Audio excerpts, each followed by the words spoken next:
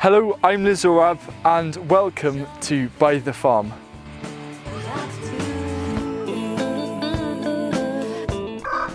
No, really not, Huw.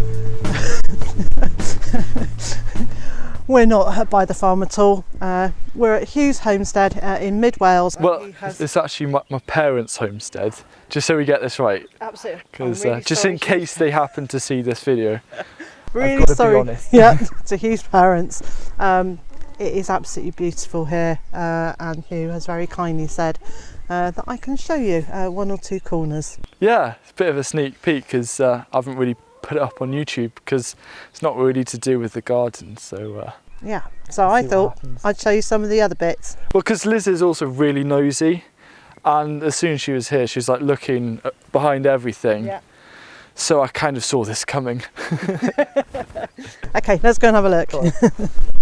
So the smallholding or homestead is around 11 acres in size, and this is where you find most of the 11 acres. This is actually a wildflower hay meadow, and we've had some earthworks being done, so it's not in pristine condition, but hopefully you can get a sense of kind of the space here and what we've done. And you could probably hear some pheasants as well. We have loads of pheasants around at the moment. What we've done is just, originally this was just kind of ryegrass when we came here, and we were really keen about trying to bring it back to nature, and that's also quite a trendy topic as well with gardening now. But yeah, it's just about being kind of thinking about conservation.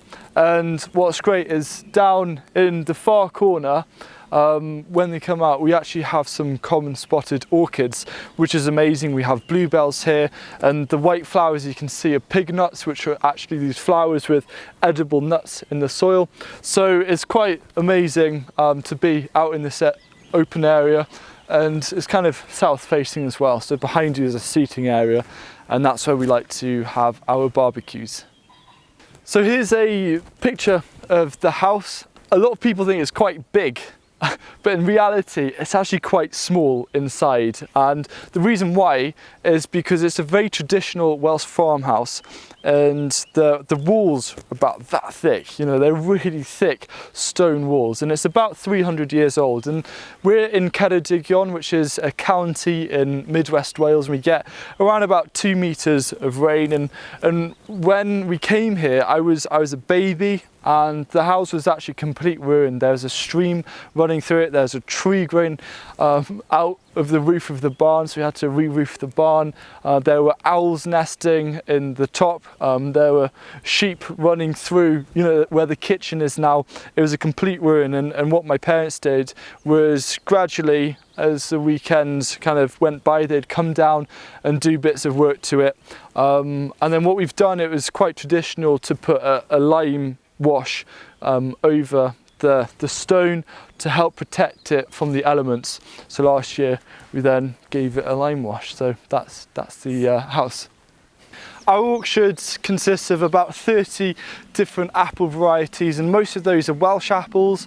And we think, you know, if you kind of have breeds and varieties from your own area, it's already used to your soil and your climate, so hopefully we're going to get better crops, and that also ties into the resilience. And if you've saved your apple pips, you can now plant these in individual pots, either on your windowsill or in the greenhouse, and hopefully you might have your own good eating apple variety. Lots of people say that, you know, there's so much lichen about. I really don't know much about lichen. We once went on a course and we kind of left because it was so technical.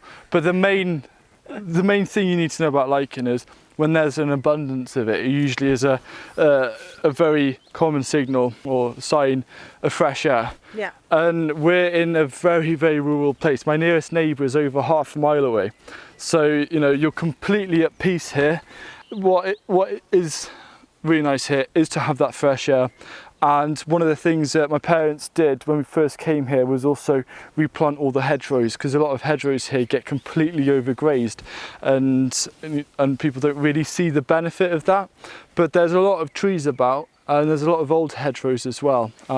Some of the oldest hedgerows in Wales are here, and they've managed to worked that out just by the huge diversity of species here.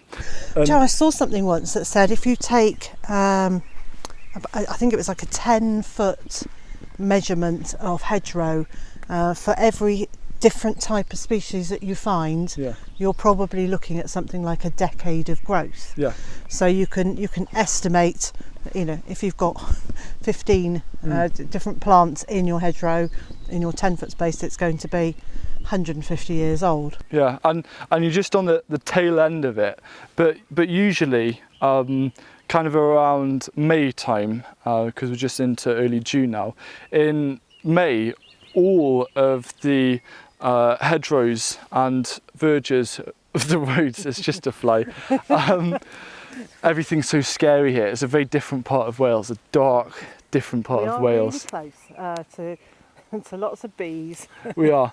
But no, it's a very rural area. The nearest kind of town of about 1,000 people is 3 miles away and stuff, and the nearest main A road is well over a mile and a half away. Quite a long way.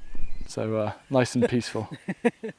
So here's the Huw's nursery garden, and it's beginning to fill up a lot.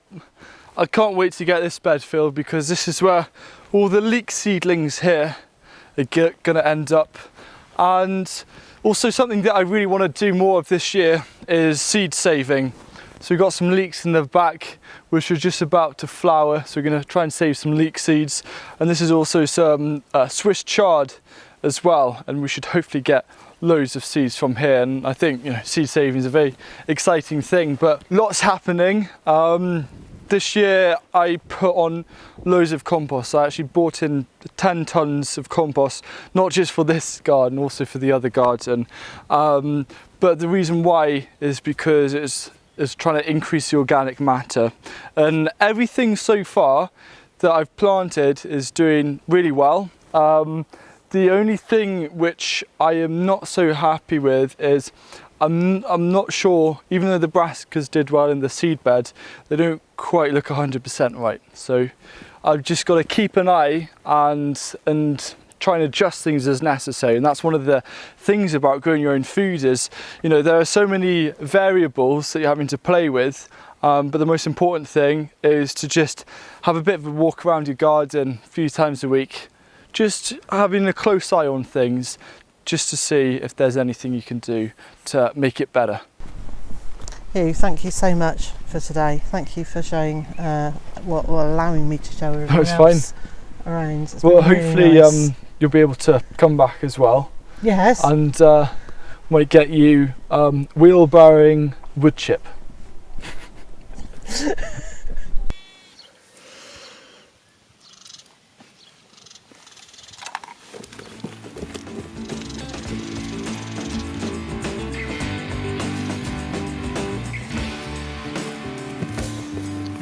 Cool.